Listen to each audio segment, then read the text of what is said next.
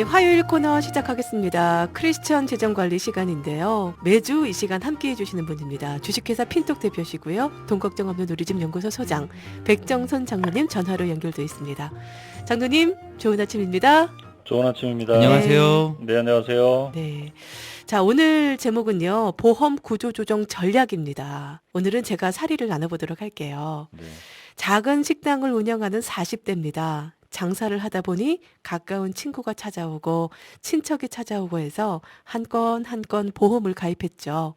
지금은 보험 건수가 12건에 보험료가 100만 원이 넘는 아. 상태입니다. 장사도 어려워지면서 보험료 내는 것이 부담스러워져서 정리를 하려고 하는데요. 보험증권을 봐도 뭐가 뭔지 모르겠더라고요. 어떻게 해야 할까요? 라는 사례입니다. 와. 이분 어떻게 해야 되죠?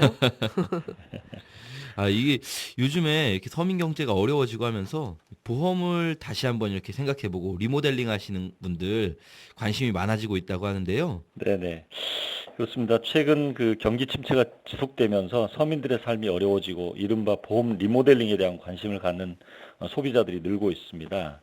보험 리모델링이라고 하면 현재 가입 중인 보험 내용을 살펴보고 예. 불필요한 보장 내용이 있는 보험은 제거하거나 과도한 보험료를 줄이는 등의 보험을 새롭게 정비해서 현재 자신의 상황에 맞게 재구성하는 작업을 일컫는 말입니다.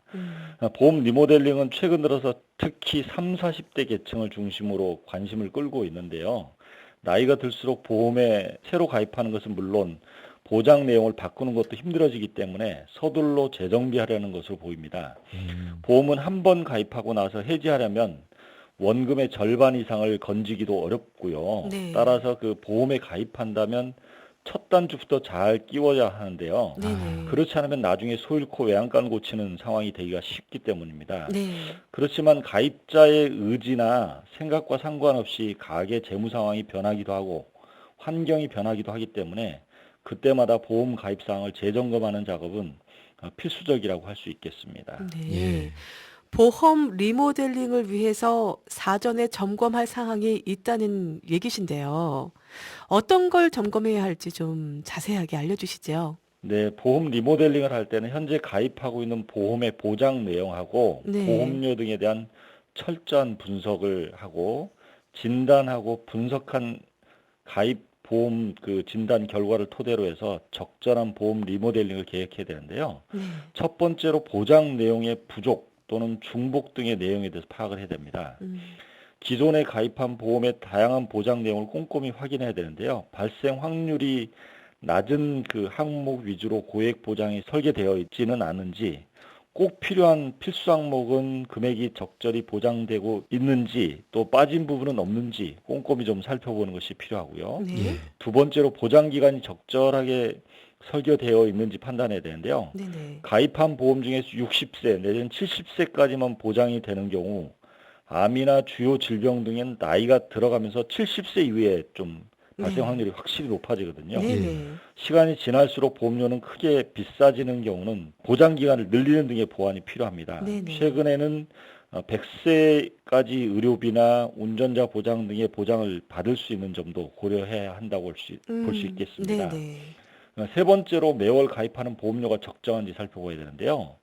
보험료를 줄이기 위해서 무작정 해약을 한다거나 보장을 줄이는 것은 정답은 아니지만 중복된 보장을 정리하거나 담배나 술을 먹지 않는 경우는 건강채로 가입을 할 수 있거든요. 네네. 이렇게 되면 보험료의 약 30%를 할인받을 수가 있습니다. 그래요? 네. 그리고 자동이체 할인 등의 그 방법들을 통해서 보험료를 줄일 수가 있다면 이를 충분히 활용하는 것이 좋을 것으로 보여집니다. 예. 보험 리모델링 할 때 중복하는 부분을 살펴보고 또 보험 기간을 살펴보라 이렇게 조언해 주셨는데요. 구체적으로 어떻게 하면 좋을까요? 예, 보험을 무계획적으로 가입하다 보니까 필요 없는 보장이 중복되거나 본인에게 꼭 필요한 보장이 빠져 있는 경우가 적지 않게 발생하게 됩니다. 네네. 만약 가계 월 소득에 비해서 보험료를 지나치게 많이 지출하고 있어서 고민스럽다면 네. 보장 내용이 비슷한 보험이 여러 개 가입돼 있는 중복 보장이 아닌지를 살펴보는 것이 좋은데요. 가령 건강보험을 2개 들어놨을 때 만기가 100세인 것과 80세인 것이 있다면 100세 상품은 남겨두고 네. 80세 상품은 해지하면 되는 거죠. 음. 반면 보장이 턱없이 부족하다면 추가 가입을 고려하는 것이 좋습니다. 예. 보험에 10개 이상 가입한 상태라고 해도 필요한 부분이 빠져 있다면 보험 본연의 효과를 충분히 살릴 수가 없게 됩니다. 만약에 암 등의 특정 질병에 대해서 가족력이 있다면 해당 질병과 관련해서 보장 내용을 보강하는 작업이 필요합니다. 저 같은 경우는 저희 가족이 암으로 사망하시는 분이 많아서 아, 암에 대해서 5천만 원 이상을 보장받을 수 있도록 좀 보장을 해놨거든요. 이런 네. 필요가 있다는 거죠. 네. 또한 가입 중인 보험 상품들의 만기가 대부분 60 내지 70세라면 보장 기간을 길게 늘리는 작업이 필요합니다. 네네. 특히 예전에 가입했던 암이라든 질병에 대한 보장 중에서 보험금은 충분히 지급되지만 보장 기간이 10년 내지 20년 정도로 짧은 경우가 많아서 나이가 들수록 암에 걸릴 확률이 높아지는데 보장 기간이 너무 짧으면 보장 기간이 긴 암보험으로 새로 가입하는 것이 좋습니다. 네네. 보장 기간이 끝나서 재가입하려고 해도 60세가 돼서 그때가 되면 나이가 많기 때문에 보험료도 비싸지고 그때는 건강상의 문제로 가입을 거절받을 수도 있기 때문에 네네. 이런 부분을 미리 선택하는 게 좋겠습니다. 알겠습니다. 장로님 보험 리모델링 할 때요. 원금이 안 나와서 손해를 보잖아요. 네. 네, 그러다 보니까 결국 포기하는 경우가 많던데요. 이럴 경우 어떻게 해야 할까요? 네, 대부분의 사람들은 보험을 해약하면 손해라고 생각합니다. 그런데 이런 믿음은 보험 리모델링에 부정적인 영향을 줄 수가 있습니다. 네네. 예. 리모델링을 하게 되면 불가피하게 해약을 할 수도 있는데요. 이렇게 되면 지금까지 낸 보험료를 100% 찾지 못하게 되기 때문에 네. 본전 생각이 나는 것이 당연하다고 할 수 그러니까요. 있겠습니다. 본전 생각이라는 얘기가 딱 맞네요. 예. 그렇죠. 네. 하지만 이런 본전에 대한 미련은 더 많은 손해를 가져올 수 있기 때문에 네. 이런 생각을 좀 버릴 필요가 있는데요. 음. 가령 보험료를 앞으로 20년간 매달 내야 되는 상황이 있는 그런 상품에 가입했다면 3년 정도 지나서 보험 리모델링을 해야 되겠다는 결심을 하고 이거에 대한 가정을 했다고 한번 생각을 해보시죠. 그러면 네.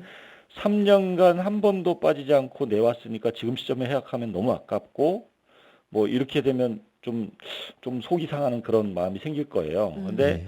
앞으로 17년간 내야 되는 보험료를 떠올리면 아까워할 이유가 전혀 없어지는 거죠. 네. 지난 3년간 낸 보험료로 그동안 사고가 나지 않은 것에 대한 기회비용으로 생각하도록 하는 것이 좋을 거고요. 네네. 예. 꼭 필요하지 않은 보험료를 꼬박꼬박 내게 되면 더 좋은 투자 기회를 놓치게 되는 거죠. 예를 들면 제가 지금 10만 원씩 종신보험을 막 넣고 있는데 네네. 3년 넣었는데 지금부터 17년 더 내야 된다 그러면 17년 동안 내가 내야 되는 보험료 중에 사업비로 빠져나가는 부분, 위험보험료로 빠져나가는 부분을 이거 다 빼면 사실은 내가 받을 수 있는 돈이 지난 3년 동안 넣은 것에서 약 30%밖에 못 받게 되고요. 앞으로 넣는 보험료에 대해서도 약 60% 정도밖에 돌려받지 못하기 때문에 네네. 앞으로 계속 넣는다고 해서 이익이 발생하는 건 전혀 아니다라는 사실을 기억하시면 그렇군요. 좋겠습니다. 예. 이 보험을 해약한다라고 생각할 때 보험 해약에도 순서가 있다는 얘기가 있던데요. 이 맞는 얘기인가요? 네, 보험료 거품을 빼내기 위해서 가입 중인 보험 상품을 해약하는 경우가 이제 종종 발생하는데요.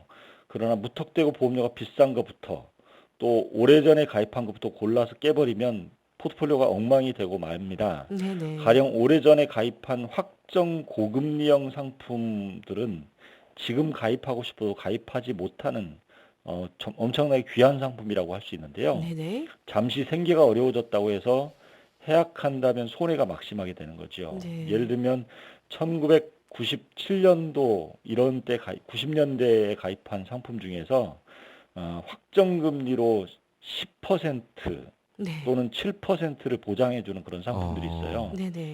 이런 상품을 해약하면 지금 적금을 아무리 고금리로 넣어도 2.5%밖에 안 주거든요. 네. 그러면 훨씬 손해죠. 네네. 그나마 유리한 보험 해약 순서는 먼저 목돈 마련 목적에서 가입하는 저축보험부터 손을 대는 것이 좋은데요. 사망이나 질병 등 사고에 대비하는 보험은 갖고 있어야만 더 큰 어려움을 피할 수 있기 때문입니다. 네네. 두 번째로 절세 혜택이 주어지는 연금저축보험이나 위험에 대비하기 위해서 가입하는 실손보험도 되도록 해지하지 말고 유지하는 것이 좋습니다. 암과 뇌혈관 질환, 그 다음에 심혈관 질환 이런 3대 질병에 대한 보장도 충실한 상품에 대한 이런 상품은 깨지 않는 것이 좋다고 볼 수 있겠습니다. 네, 알겠습니다. 보험. 아무리 공부해도 어려운 것 같아요, 장로님. 네네. 네. 우리가 조금 지혜롭게 이 보험을 대할 필요가 있다라는 생각을 해보면서 오늘 이 시간 마칠게요. 감사합니다, 장로님. 감사합니다. 감사합니다. 네, 다음 주에도 뵙겠습니다. 네.